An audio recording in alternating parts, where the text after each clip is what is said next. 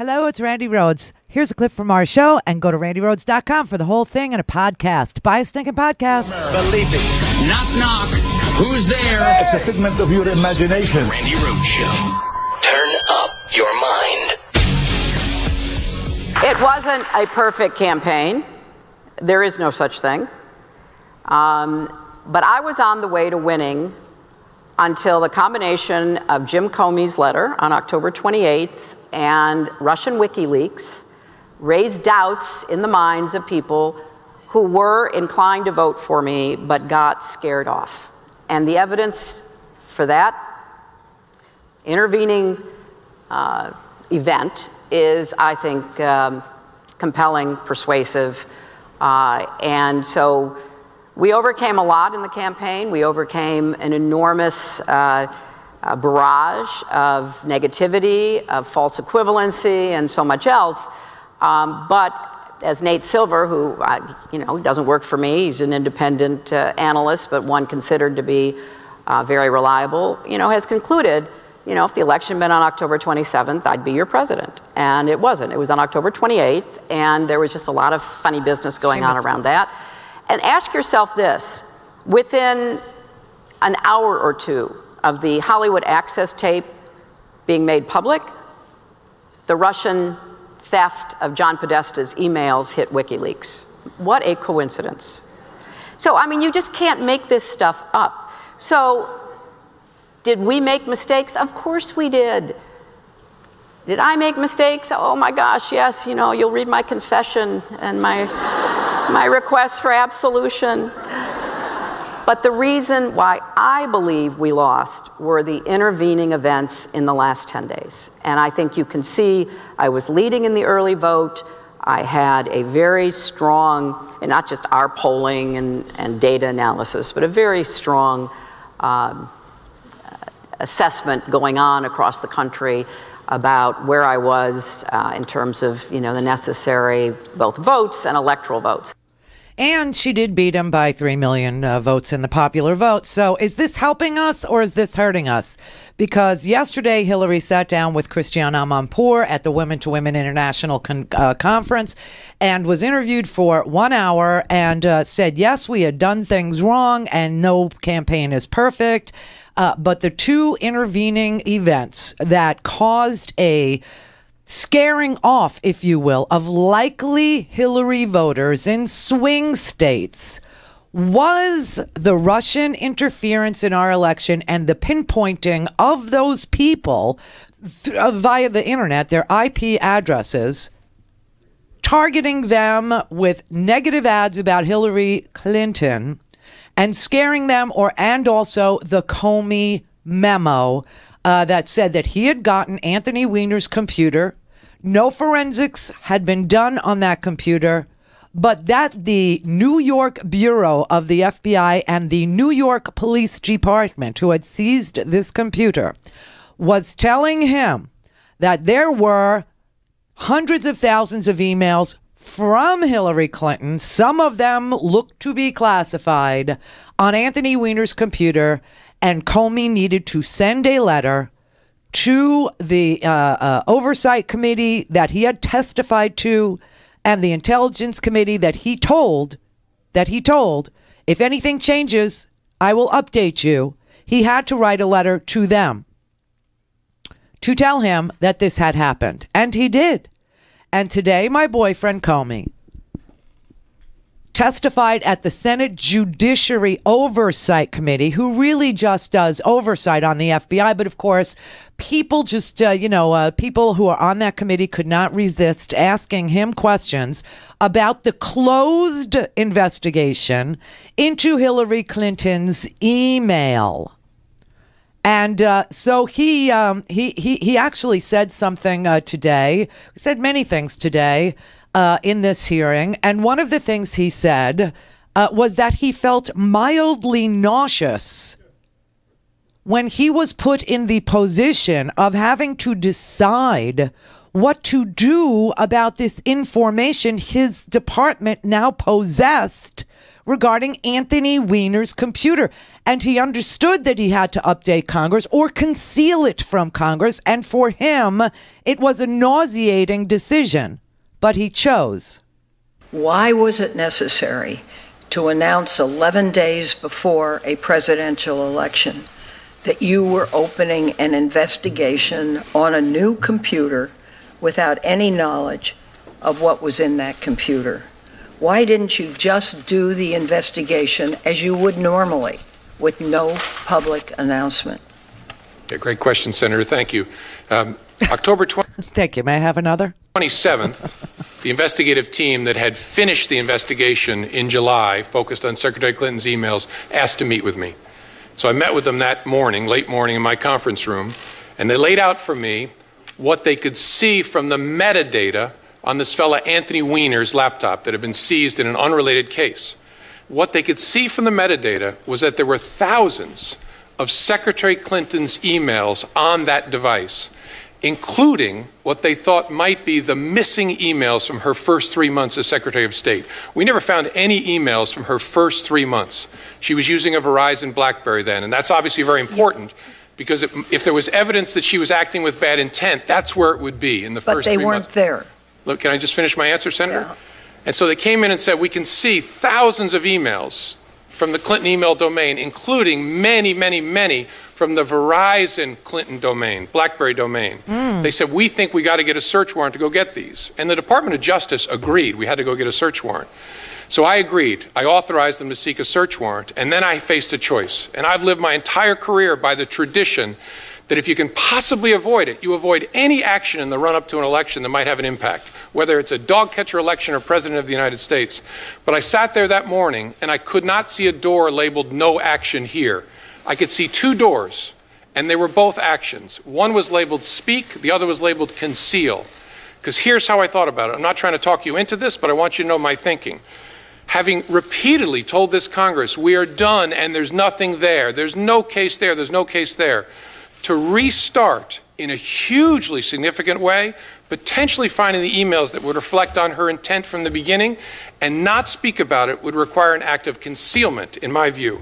And so I stared at speak and conceal. Speak would be really bad. There's an election in 11 days. Lordy, that would be really bad. Lordy. Concealing, in my view, would be catastrophic. Not just to the FBI, but well beyond. And honestly, as between really bad and catastrophic, I said to my team, we've got to walk into the world of really bad. I've got to tell Congress that we're restarting this, not in some frivolous way, in a hugely significant way. And the team also told me, we cannot finish this work before the election. And then they worked night after night after night, and they found thousands of new emails. They found classified information on Anthony Weiner. Somehow, her emails are being forwarded to Anthony Weiner, including classified information by her assistant, Huma Abedin. And so they found thousands of new emails and then called me the Saturday night before the election and said, thanks to the wizardry of our technology, we've only had to personally read 6,000. We think we can finish tomorrow morning, Sunday. And so I met with them. And they said, we found a lot of new stuff. We did not find anything that changes our view of her intent. So we're in the same place we were in July. It hasn't changed our view. And I asked them lots of questions. And I said, okay, if that's where you are, then I also have to tell Congress that we're done. Look, this was terrible. It makes me mildly nauseous to think that we might have had some impact on the election. But honestly, it wouldn't change the decision. Everybody who disagrees with me has to come back to October 28th with me and stare at this and tell me what you would do. Would you speak or would you conceal? And I could be wrong, but we honestly made a decision between those two choices that even in hindsight, and this has been one of the world's most painful experiences, I would make the same decision. I would not conceal that on October 28th from the Congress. And I sent a letter to Congress. By the way, people forget this. I didn't make a public announcement. I sent a private letter to the chairs and the rankings of the oversight committees. I know it's a distinction without a difference in the world of leaks, but it was very important that I tell them instead of concealing. And reasonable people can disagree, but that's the reason I made that choice. And it was a hard choice. I still believe in retrospect the right choice, as painful as this has been. Yeah, well, defending my boyfriend, I have to say that he did have, more than, he had choices. Obviously, he had choices.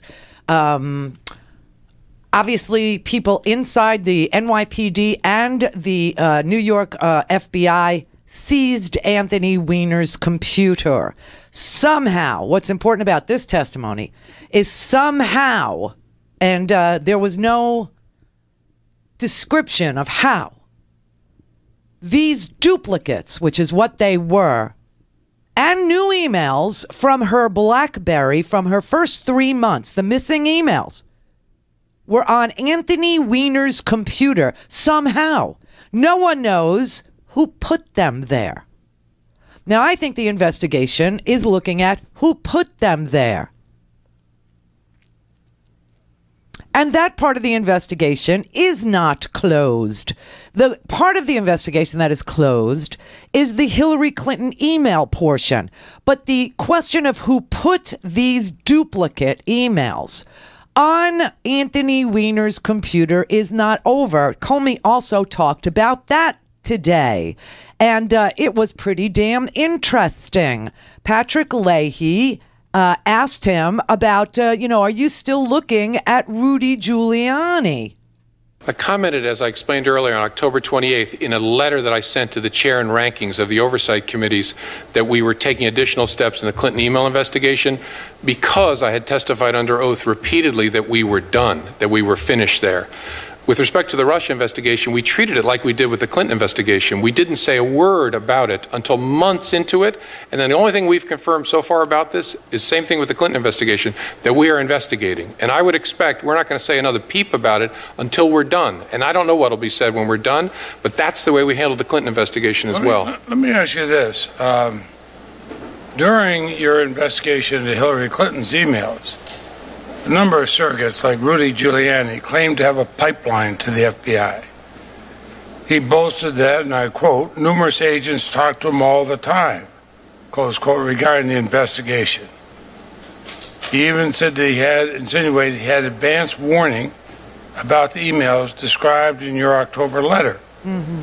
Former FBI agent Jim Kallstrom made similar claims.